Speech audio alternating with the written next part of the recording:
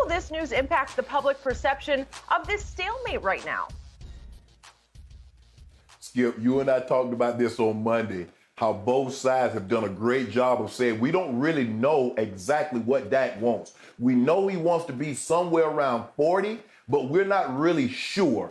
Now we're really sure. Now I can assure you, Dak Prescott and his side, Todd France, have not told anyone the exact numbers Dak is looking for. So I feel with a very high degree of certainty, this came from the other side. And again, Dak was winning the PR battle, Skip, because he's made relatively quiet. It's been people like yourself and I, and on other networks that's talking about Dak should get paid. This is what Dak's worth. But Dak in his camp hasn't said anything. And then all of a sudden, boom, Dak wants somewhere between $43 and $44 million.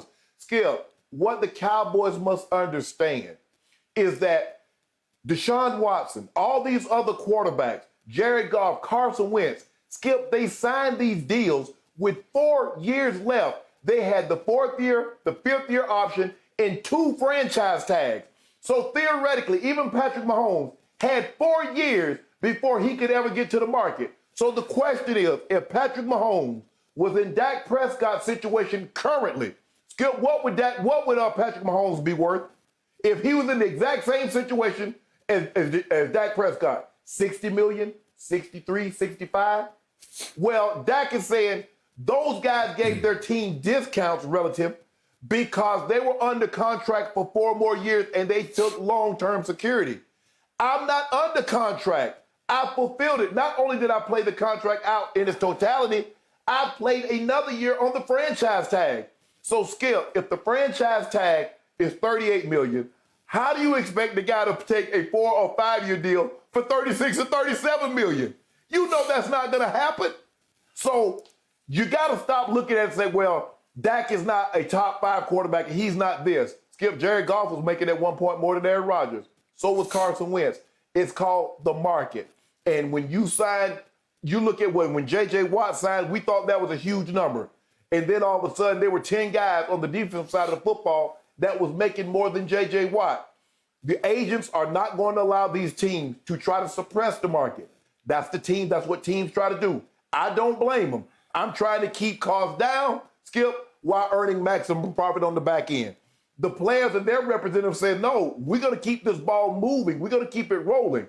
So I don't know if he's going to get $43, $44 million, Skip, but I feel very comfortable as I sit here today. Dak Prescott's going to get $40+ million. It might be $40 million and $1. It might be $40 million and $100,000. But Dak Prescott is going to get more than $40 million annually if he signs a long-term deal with the Cowboys. I believe he plays up under the franchise tag, and I believe he hits the road next year to get the payday that he deserves. Okay. Back to Jenny's question. How will this, what I consider breaking news, impact the public perception of this stalemate between Dak Prescott and Jerry Jones? We spoke about it yesterday, and we said we're shooting in the dark because nobody knows a figure. Nobody has anything to shoot at that Dak wants X. We never knew for a year and, like a year and a half, we haven't had anything to shoot at. But I have been telling you for a good year and a half that he does want something up in the Patrick Mahomes echelon, something, as Jane Slater, NFL Network, reported, something close to Patrick Mahomes' money. I don't know exactly the dollar figure, but I think it's well north of 40. I think he wants 4 years that would average something just beneath Patrick Mahomes' 45. So maybe 4 years that would average $44 million. It's a ton of money, and it's going to dramatically impact, I believe, Cowboy Nation's perception of this.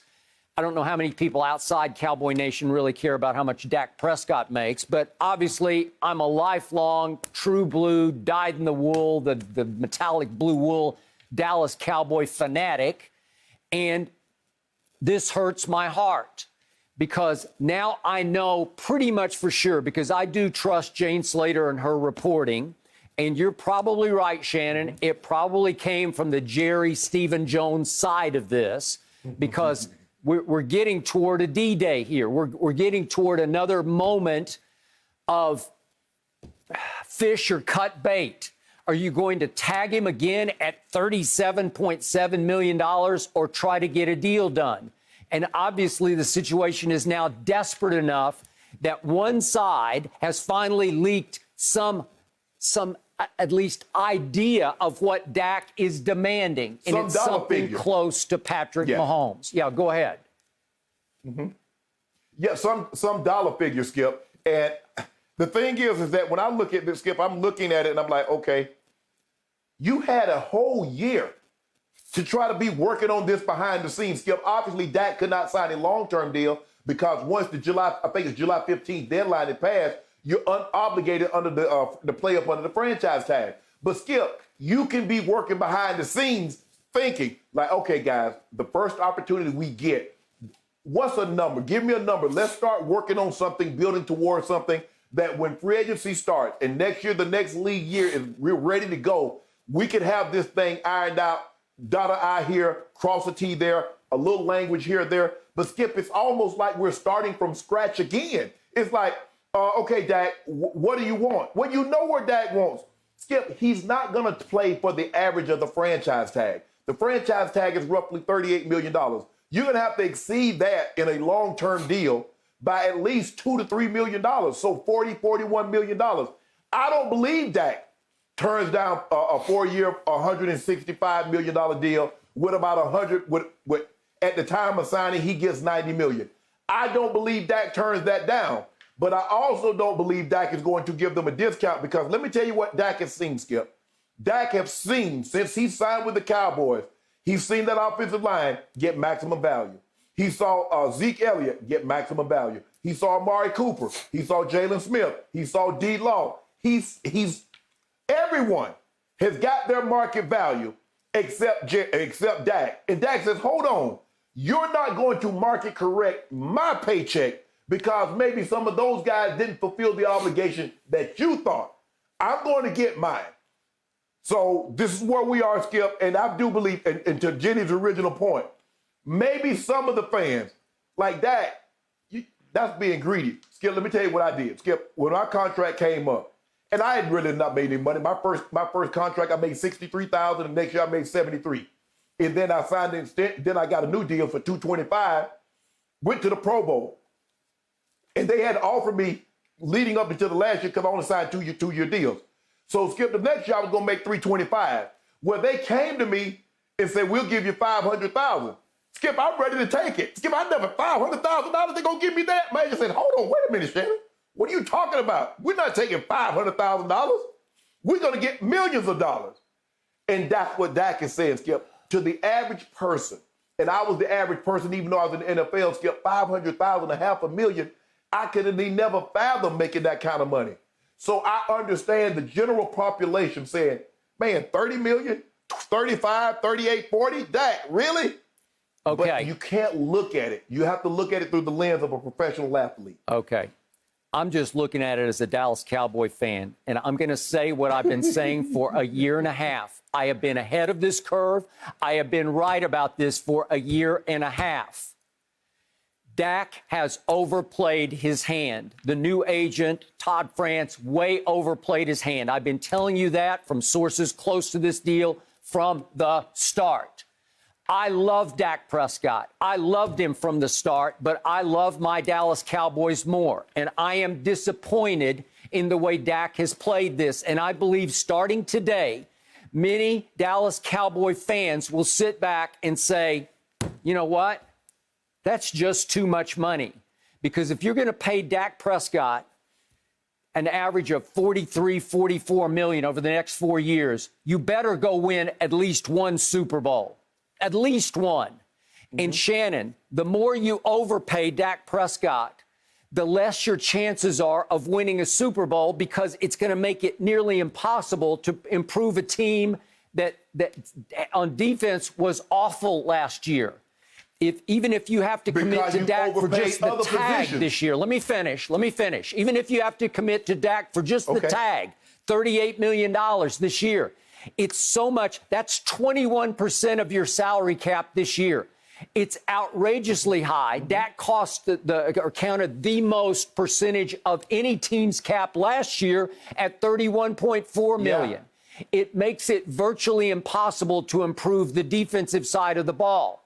And in the end, a quarterback that I've always compared to Tom Brady, in that I've always said Dak is Brady-esque. He can pick you to pieces. He doesn't have the biggest cannon of an arm, but he has a good arm, and he's accurate, and he's smart, and he can dink and dack you, if that's what you want to say, to death, because he can throw it deep also.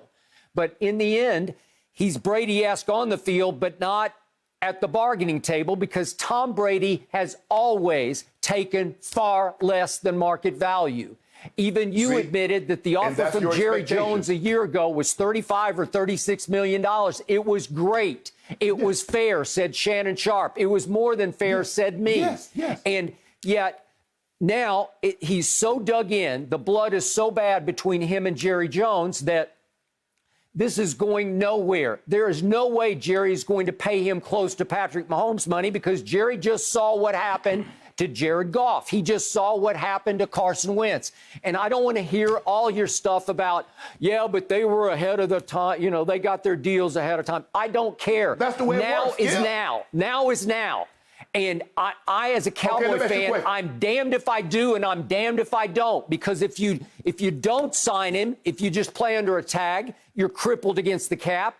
If you lose Dak Prescott, I don't know where you turn for your next quarterback. I love Dak, but I think he's like the 10th best quarterback in pro football. I don't think he's the second best. And I don't care what the market dictates. I don't care. Ernestine and I go look at houses in Los Angeles and we say, that's a $10 million house? Well, we don't buy it. We just think it's incredibly overpriced. Well, Dak is overpriced. Well, you're not going to get it. And I would say good luck to any other team if they're going to give him $44 million a year. He can't live up to it because he's not that guy. And I'm going to say it one more time. In his last 17 starts, he is 6-11. And in the last 13 games of 2 seasons ago, obviously when he was healthy, he disappointed me again and again and again. Do I need to recite the litany of at New Orleans and then at Chicago and at New England and at Philadelphia and Buffalo at home and even this year Cleveland at home and at Seattle? He's had a lot of bad to below average games. Yeah, I'm sorry. I can't defend it anymore. He is asking way out of bounds money, and I hope Cowboy fans now see it, and I hope the pendulum of support now swings back toward a Jerry Jones, who's the biggest, easiest target in sports. But I don't want to hear any more from anybody. Pay the man. Just pay him. And I kept saying, pay him what? $45 million? It's absurd kind of money. It will cripple my team against the cap for the next 4 years. And yes, I am now officially disappointed with my man, Dak Prescott. Skip Bayless, that house that you and Ernestine went and looked at recently for $10 million, had you purchased it when you first got out here, you could have got it for $6 million. But because you thought the market was going to correct itself, and it seemed too high at the time, because that's the same thing. I'm looking at houses myself, Skip, and I'm like, whoa, wait a minute.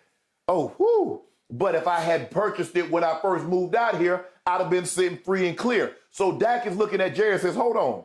You said, okay, these guys, they made a decision with Carson Wentz, and they made a bad decision with Jared Goff. So are other teams looking at you said, you made a bad decision with Amari Cooper.